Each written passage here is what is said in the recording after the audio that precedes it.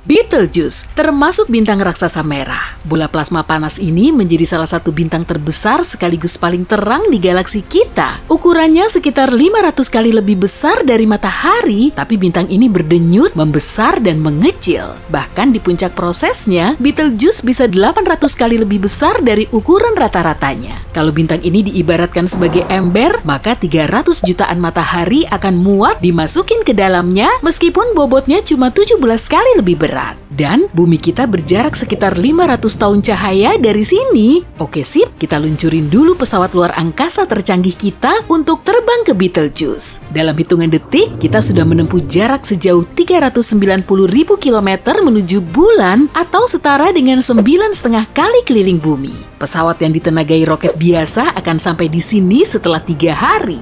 Kita sudah di dekat Mars nih. Penerbangan ke planet merah biasanya ditempuh selama 7 bulan. Sejumlah rover tengah melakukan pengamatan di permukaannya. Ada juga helikopter tanpa awak pertama, Ingenuity. Permukaan Mars 3 kali lebih kecil dari bumi, bobotnya juga 10 kali lebih ringan. Sebagian orang sedang mengupayakan koloni manusia di Mars dalam waktu dekat. Di luar Mars, kita perlu sering menghindar dan menangkis batu luar angkasa, tepatnya di sabuk asteroid. Di sini banyak serpihan dan objek luar angkasa dengan segala rupa dan bentuknya. Yang terbesar bernama Ceres, permukaannya sedikit lebih luas dari Argentina dan bobotnya sekitar 1%-nya bulan. Berat seisi sabuk asteroid kurang lebih 25 kali lebih ringan dari bulan. Selanjutnya, kita sampai di raksasa gas Jupiter dan Saturnus. Ukuran keduanya paling besar di seluruh tata surya kita. Bobotnya juga paling berat meski permukaannya nggak berwujud padat. Lalu, kita melewati Uranus dan Neptunus atau yang biasa kita kenal sebagai raksasa es. Di sisi luar tata surya kita ada si mungil Pluto, tapi sekarang statusnya udah tercoret dari kakak tata surya.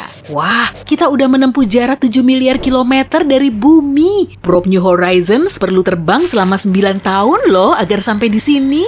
Pegangan kuat-kuat ya, kita perlu ngebut. Yang ini namanya sabuk Kuiper. Di sini ada banyak asteroid dan bongkahan es yang diyakini sebagai materi awal pembentuk tata surya kita. Miliaran tahun lalu, seluruh dunia kelihatan seperti awan asteroid ini. Oke lah, kita perlu melanjutin perjalanan melewati ruang gelap untuk sampai di tepi tata surya alias heliosfer. Kita bergerak mengikuti angin surya, tapi angin ini mulai melambat dan bertabrakan dengan angin antar bintang lalu memanas. Nah, area ini disebut termination shock. Probe luar angkasa Voyager 1 sampai di termination shock pada bulan Desember 2004. Kita terus bergerak ke tepian heliosfer dan masuk ke medium antar bintang yang juga disebut dengan helipause. Pada tahun 2012 lalu, Voyager berhasil melewati batas ini, kemudian menjadi objek buatan manusia pertama yang mencapai medium antar bintang. Tapi laporan dari Voyager tentang kejadian ini baru sampai ke bumi hampir 1 tahun kemudian karena jaraknya memang jauh. Voyager 1 perlu waktu 35 tahun untuk sampai di area ini. Nah, ini nih, probe ini kurang lebih sepanjang mobil dan seberat 2 sepeda motor. Di lambungnya juga terdapat plat emas berisi pesan dari manusia yang ditujukan ke peradaban di luar sana, kalaupun memang ada. Di dalamnya terdapat foto lanskap bumi, rekaman percakapan manusia, dan DNA kita. Pada tahun 2021, Voyager sudah beroperasi selama 43 tahun dan menempuh jarak sejauh 22,5 miliar kilometer atau setara dengan 152 kali jarak bumi ke matahari. Kecepatannya sendiri sengebut 61.000 km per jam. Kita semakin merapat ke bintang yang paling dekat dengan tata surya, yaitu Proxima Centauri. Lokasi kita sekarang ini sangat jauh dari bumi. Bahkan, cahaya pun harus menempuh waktu selama lebih dari 4 tahun untuk sampai di sini. Dan kalau cuma pakai roket biasa, perjalanan kita kali ini akan menghabiskan waktu selama 73.000 tahun. Emangnya kenapa sih harus terbang sampai jauh ke sini? Nah, di sini ada planet mirip bumi bernama Proxima Centauri b. Planet ini 10% lebih besar dari bumi dan sedikit lebih berat. Letaknya juga ada di zona Lake Huni dari bintang induknya. Jadi, di sini kemungkinan ada air yang berwujud cair dan terdapat kehidupan. Tapi bintangnya sendiri kadang mengeluarkan kobaran api, kilaunya juga bertambah hampir 1000 kali. Kalau sudah begini, planet akan memancarkan banyak radiasi hingga memusnahkan bentuk kehidupan yang ada di dalamnya. Kita sudah sejauh lebih dari 8 tahun cahaya dari bumi. Bintang paling benderang yang menghiasi langit malam kita dinamakan Sirius. Iya, serius. Saking benderangnya, bintang ini juga bisa diamati pada siang hari. Padahal, sebenarnya di situ ada dua bintang, yaitu Sirius A dan B. Keduanya mengorbit pusat gravitasi yang sama. Dan bintang ini melesat ke tata surya kita dengan kecepatan 8 km per detik atau sengebut kecepatan maksimum supercar terbaik di bumi. Oke, stop! Kita sudah sampai di planet yang mungkin bisa dihuni sejauh 39 tahun cahaya dari bumi. Namanya TRAPPIST-1d dan bintang induknya berupa katai putih atau bintang dingin yang 10 kali lebih kecil sekaligus lebih ringan dari matahari. Di sekitarnya juga ada 7 planet. Tapi TRAPPIST-1d paling mirip dengan bumi. Planet ini cuma 30% lebih kecil dan 3 kali lebih ringan dari bumi. Tapi permukaannya berbatu-batu dan suhunya 9 derajat Celcius. Jadi saat berada di sini, enaknya pakai jaket tipis aja. Di sini juga kemungkinan ada atmosfer, pegunungan, laut, dan samudra. Dengan kata lain, kemungkinan kita bisa membentuk koloni manusia di permukaannya. Tapi untuk sampai di sini, kita perlu terbang selama 677.000 tahun dengan roket biasa.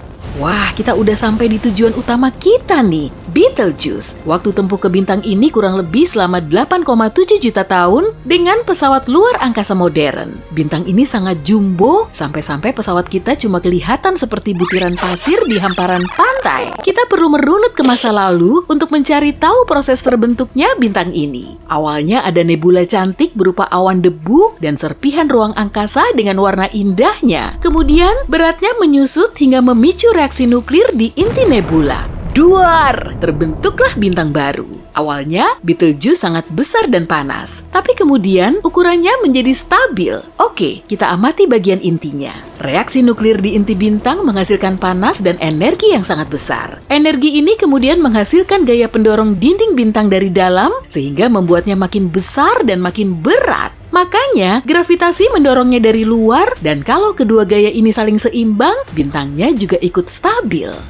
Tapi seiring waktu, Betelgeuse kehabisan helium dan hidrogen sebagai bahan bakarnya. Kemudian, unsur lain yang intinya lebih berat masuk ke reaksi nuklir. Saat terbakar, unsur tersebut menghasilkan banyak energi serta panas hingga gravitasi nggak mampu menahannya. Lalu bintang ini mulai membesar, jadi gitu proses yang terjadi pada Betelgeuse sampai sekarang. Karena ukurannya sangat besar, tepian Betelgeuse akan nempel ke sabuk asteroid kalau saja bintang ini berada di tata surya kita. Dan Betelgeuse akan terus membesar sampai bahan bakarnya benar-benar habis. Lalu gravitasi yang akan menahannya dan bintang ini akan menyusut hingga menghasilkan ledakan dahsyat. Ledakan supernova akan sangat menyilaukan hingga cahaya Betelgeuse akan lebih terang dari bulan di langit malam. Untungnya, jarak bumi kita sangat jauh dari bintang ini sehingga ledakan ini kemungkinan nggak akan membahayakan kita. Arus materi kuat yang akan terpancar dari lokasi ledakan baru akan mencapai tata surya setelah 6 juta tahun. Meski begitu, angin surya akan menghentikan alirannya. Jadi kita masih aman dan Betelgeuse kemungkinan akan meledak 10.000 tahun lagi. Tapi beberapa ilmuwan menyatakan peristiwa ini baru akan terjadi 100.000 tahun lagi. Tapi sebelum Betelgeuse meledak, kemungkinan akan ada fenomena menarik lain. Gravitasi akan menekan inti bintang yang besar dengan kekuatan dahsyat sehingga terbentuk lubang hitam. Lubang hitam merupakan objek paling berat di alam semesta kita. Dan gaya gravitasinya sangat kuat, cahaya pun nggak bisa lolos dari jeratannya. Lubang hitam Betelgeuse akan mulai melahap debu kosmik dan sisa-sisa bintang. Semua puing dan cahaya dari bintang lain akan membeku di dekat horizon peristiwa lubang hitam ini. Dan untuk pertama kalinya dalam sejarah, kita akan bisa menyaksikan kelahiran objek misterius ini. Tapi kenyataannya, Betelgeuse terlalu ringan, jadi kemungkinan besar bintang ini akan menjadi katai putih yang perlahan pudar hingga nggak terlihat lagi.